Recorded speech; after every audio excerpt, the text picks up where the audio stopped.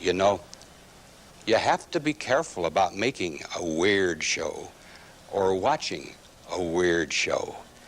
It may come back to haunt you. Enjoy. Understand. Understand. Carnival of Souls is legit in my top 5 horror movies of all time. I don't even give the distinction of calling it, classic horror or whatever, as it probably wouldn't make that list.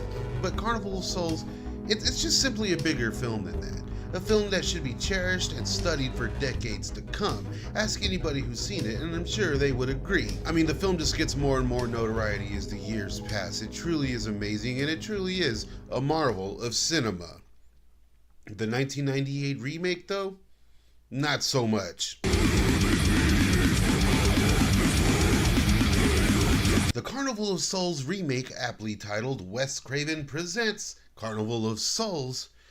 Good God, you guys remember when they were doing that? Oh my God. Well, the film's origins actually begin way back in 1989 when the original film saw a resurgence and even got a theatrical run and a cast reunion. And it was there in Kansas at that little film reunion where star Candace would first bring up the idea of a sequel to director Herc Harvey.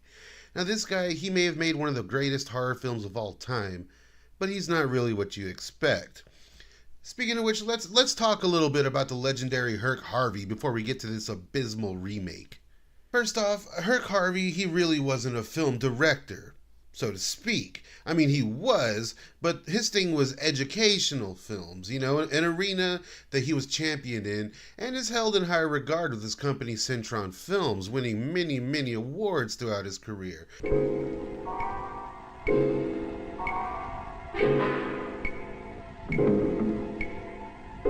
Herc was doing everything from instructional videos to safety protocols, and he got creative with it, and I've seen nearly all of his work, and a lot of it is actually very fun to watch. But Carnival of Souls would be his only foray into features, yet Harvey was an auteur nonetheless, and he took on heavy elements of Bergman and just German expressionism on its own when it came to Carnival of Souls.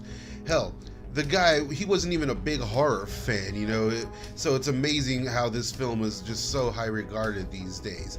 But he had this great idea, back in the day he had this great idea. An idea that would go on to inspire countless directors and horror films to this day.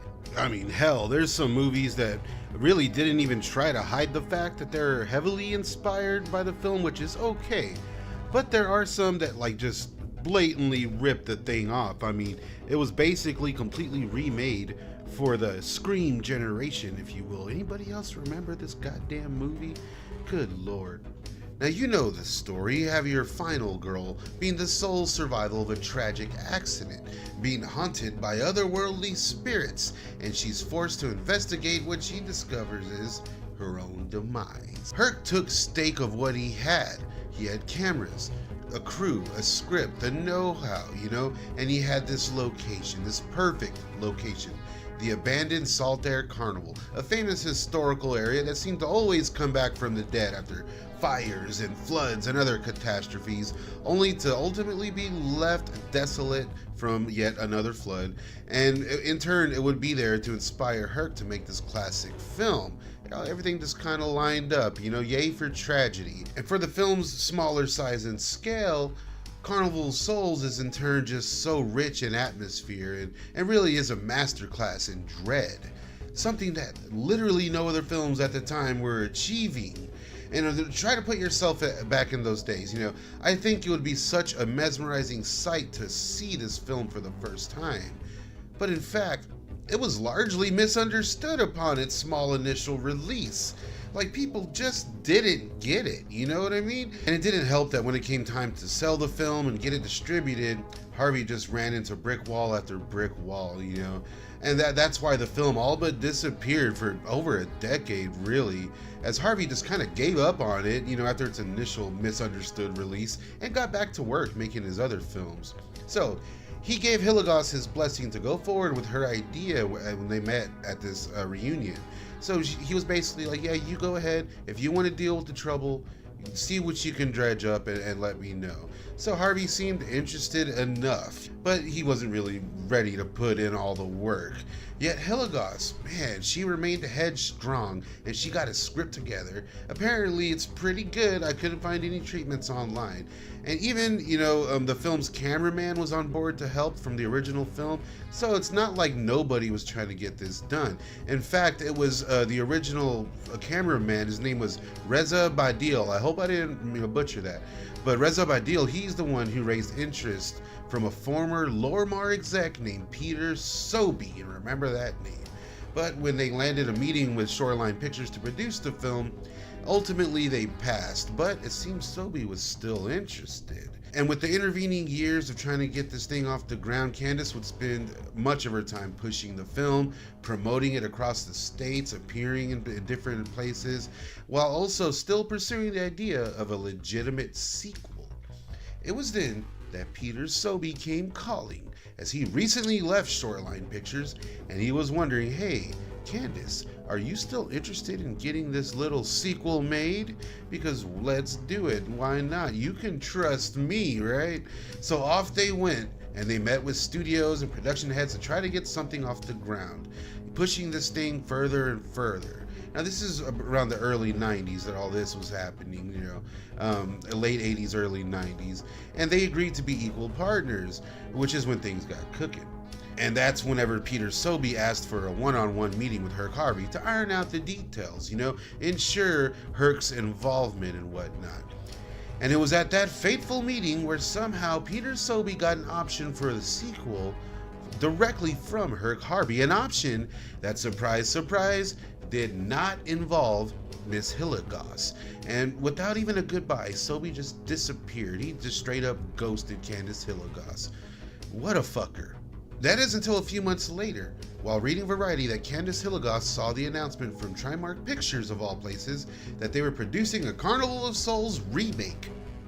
Needless to say, she was pissed.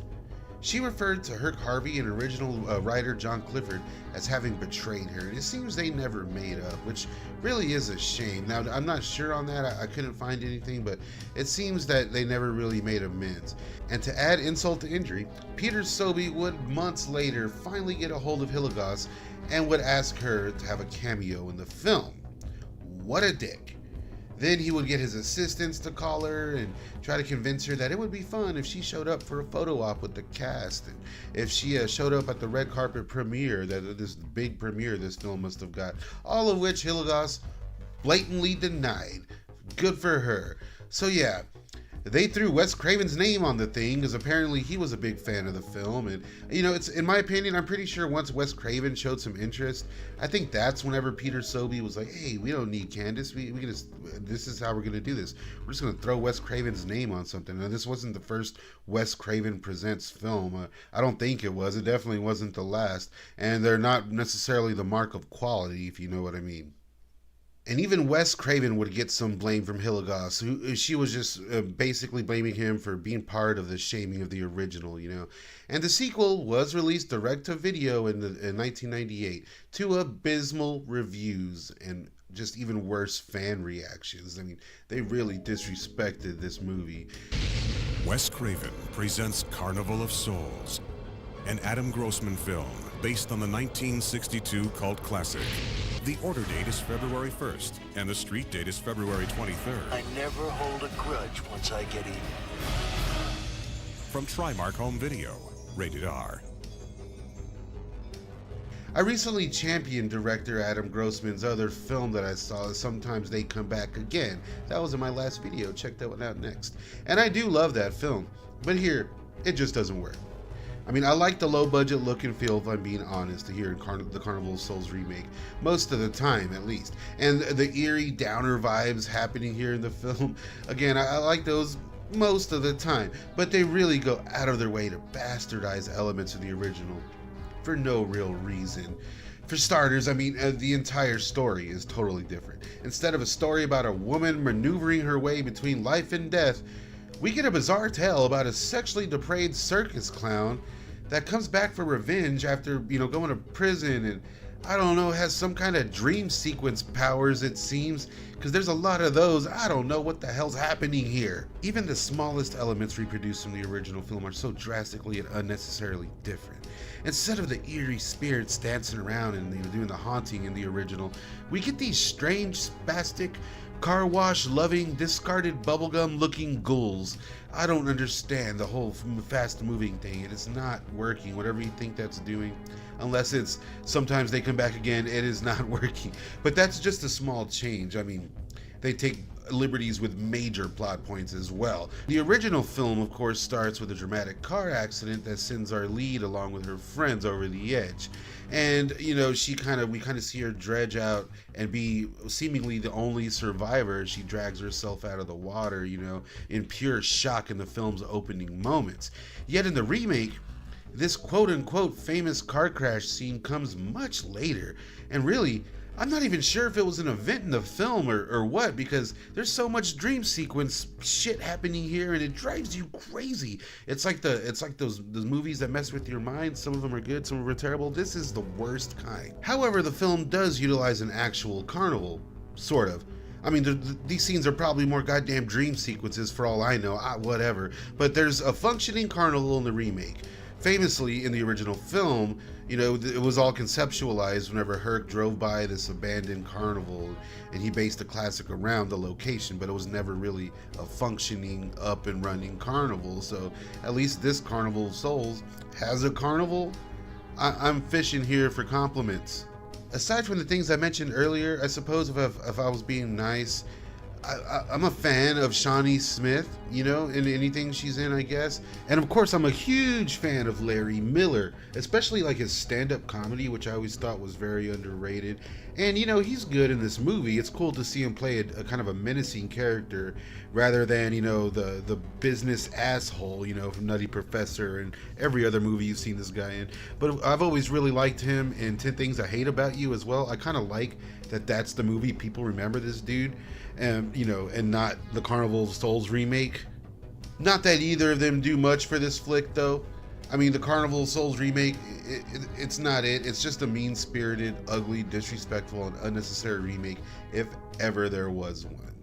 It's just more personal than other offensive remakes. Even like bad remakes of just classic horror films that really felt disrespectful. This one really takes home the gold, especially considering how they treated Candace, who even today, she champions the original film and loves talking to fans. You can visit her website for autographs and her book and whatnot. A lot of cool stories on there and archive interviews. In fact, that's where I found a lot of this info that I'm sharing with you guys today. I'll put all those links below. Before the remake was released, Candace was asked if she thought the remake would be successful, and also what she thought about producer Peter Sobey, who stole the potential sequel from us all. This was her epic response. Okay, I'll tell you what I would say. To be an artist, one must search for the truth. If he, as a filmmaker, is consumed with how to cheat and connive, there is no room to be an artist, because he is no longer in a position to search for the truth. You cannot possibly do anything worthwhile if you don't have that soul in you. Since he doesn't, there's no way this movie will be any good. Hell yes, Candace, couldn't have said it better myself. And after all these years, hopes of a legit sequel are not completely lost. Mega fan Matthew Irvin would ironically make a thesis film in college that reminded everyone of Carnival of Souls, although he hadn't seen the film, so he sought out a copy and fell in love. And as fate would have it, that at that point in his career, he was working under Peter Sobey with his company Shoreline, and this is when they were in the early stages of trying to get a sequel made. So apparently, Irving wrote his own treatment for a remake, and I don't know if it had anything to do with Candace's. I couldn't really find much info on that, but it was apparently a script for a sequel that Sobey was apparently considering. So, which is kind of messed up, because I think he was also leading on Hilligoss and her script as well, So this dude was just trying anything. Needless to say, they both kind of got screwed. So, it seems that Sobey and Irving stayed mutual, though, as they pursued the rights for the film and were also able to purchase all negatives from Herc Harvey himself. That's how we got that immaculate Criterion edition of the film. And now it looks like Irving is the one that's really pushing for the project. This time with eyes in the back of his head, I'm sure, to avoid getting screwed over again by the punctual Peter Sobey. So, and when asked about it in 2016, if there was going to be a remake anytime soon, Irving had this to say. If we do a remake, it will be something worthy of the original film. Something that is different, weird, creepy, and original. Something that would make Herc proud. I don't have fuck you money, but I have fuck you time. I've been involved with Carnival of Souls for so long that I won't do anything with it until the right people come along and want to treat it seriously. Like Criterion and the Blu-ray.